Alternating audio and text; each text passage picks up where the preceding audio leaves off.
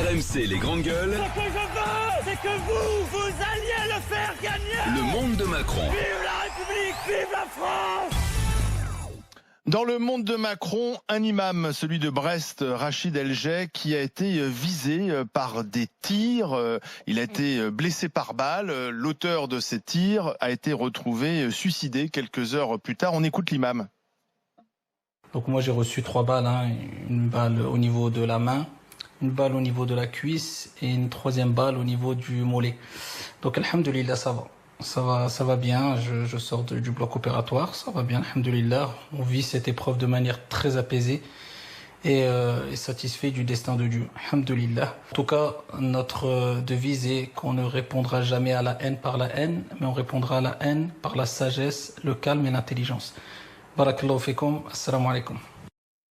Alors cet imam, il était connu pour des vidéos controversées qui notamment expliquaient aux enfants que celui qui écoute de la musique risque d'être transformé en porc, mais aussi, selon des spécialistes, il était visé par Daesh, donc il était visé par des deux côtés en quelque sorte. La personne qui l'a attaqué, semble-t-il, était un déséquilibré selon le parquet, donc il n'y avait pas de visée terroriste. Barbara Lefebvre, tu connaissais cet imam de Brest ? Oui, il a changé de look, vous avez remarqué, dans les années 2014-2015. Abou Deifa, puisque c'était son nom de prêcheur, de prédicateur salafiste. Donc il avait ce look très salaf. Alors maintenant, il a rasé la barbe, il est propre sur lui. Depuis, il a eu un diplôme universitaire. Il est référent laïcité, ce monsieur.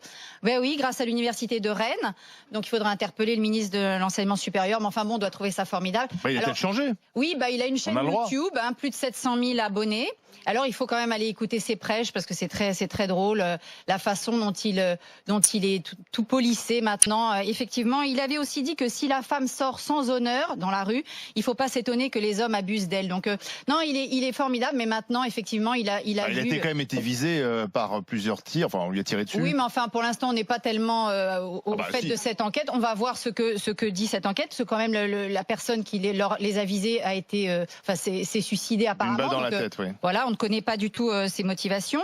En l'occurrence, vraiment, ce personnage est très intéressant parce qu'il illustre très bien la capacité de dissimulation des frères musulmans et de cet islam salafiste.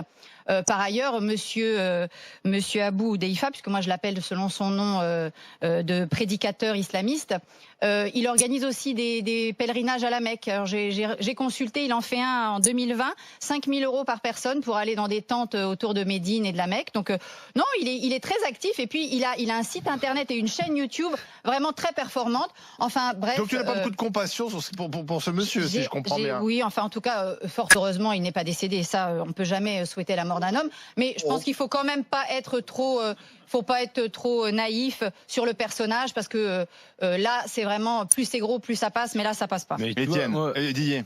Bah écoute, moi je préfère quand un imam prend 3 balles à la sortie de la mosquée et qui parle sur son lit d'hôpital, je préfère qu'il appelle le truc de façon apaisée et qu'il appelle au calme plutôt qu'il appelle à l'intifada, quoi. Enfin, moi je suis désolé. Ce que j'ai vu, alors je veux bien croire ton analyse, Barbara, et dire que ce mec-là est déguisé et que c'est pas son vrai visage, mais moi je préfère une vidéo qui tourne sur internet où le gars il appelle à la paix plutôt qu'à la guerre, c'est tout. Oui, il faut juste aller écouter peut-être ses prêches à la mosquée, mais ceux-là on les entend Étienne pas. Ibig. Tu le connaissais, cet imam de Brest ? Oui, je le connaissais, puis je m'étais bien marré avec son truc sur la musique qui rend porc, parce que moi, depuis le temps que je fais de la musique, dis donc, j'aurais ouvert un petit peu cochon. J'aurais ouvert une charcuterie, je veux dire. C'était à cause de toi, balance ton porc. Non, mais moi... En fait, balance ton porc, c'est balance ton musicien, quoi. Petite tête de cochon de lait avec les cheveux rasés. Moi, j'ai pas ta spécialisation anti-imam, je m'en fous de ces mecs-là. Islamiste, c'est pas imam. Anti-islamiste, si tu veux. Moi, je suis pas spécialisé dans l'anti-islamisme. C'est pas un truc. Je vois que ce mec a dit d'énormes conneries et que c'était un con. Et donc, pour moi, ça fait partie des illuminés qui, voilà. Ah oui, mais c'est ces illuminés-là. Laisse-moi terminer, s'il te plaît.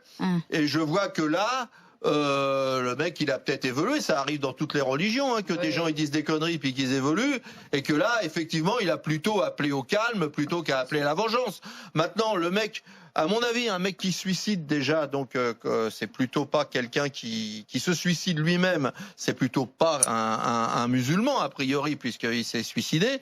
Donc c'est plutôt pas quelqu'un. Bah oui, non, je veux dire qui se suicide lui-même. Le suicide, c'est quand même pas quelque chose qui est très recherché dans la religion. Ah bon, et les attentats suicides et les attentats suicides. Ah oui, remarque, ça c'est la méthode du djihad. Voilà, c'est la méthode du djihad. Ça n'a rien à voir. Là, c'est pas le martyr. Donc le mec, à mon avis, et je pense qu'il faut faire attention. À la question quand même de gens très faibles et très primaires sur ce qu'on raconte. Est-ce qu'il y a un risque à effectivement à avoir comme ça des gens s'affronter de l'ultra droite face aux salafistes? C'est pas des gens normalement, c'est pas des gens intelligents qui font des analyses. T'as des gens qui prennent ça en premier degré des deux côtés, c'est-à-dire exactement comme des mecs qui ont pu croire qu'on devenait un porc quand on écoutait de la musique. Il y en a d'autres qui ont ciblé ce type. Et je pense qu'il faut faire gaffe à ce qu'on dit. Tu veux dire quoi là, Étienne, que je veux dire que c'est un extrême droite qui a fait ça?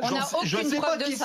Je sais pas qui c'est. L'enquête le dira. L'enquête le dira si elle le dit. Mais en tout cas, il avait pris rendez-vous pour se convertir à la mosquée. C'était peut-être un piège pour attirer Rachid El Jay. Ce qui est certain, c'est qu'il faut faire attention quand même à l'appel à la haine en général. Et donc c'est bien que lui, il est plutôt pas appelé à la haine. En règle générale, les appels à la haine, c'est un peu dans l'autre sens. Et les victimes, pour l'instant, plus de 250 morts, c'est par des djihadistes. Quand je lis Twitter, les appels à la haine, c'est dans les deux sens. Oui, mais enfin le côté des attentats, pour l'instant. Oui, bien sûr. Non, mais on est d'accord. J'ai oublié de préciser quelque chose tout à l'heure. C'est intéressant quand même pour ceux qui éventuellement voudraient faire le Hadj avec monsieur. Il accepte les chèques vacances.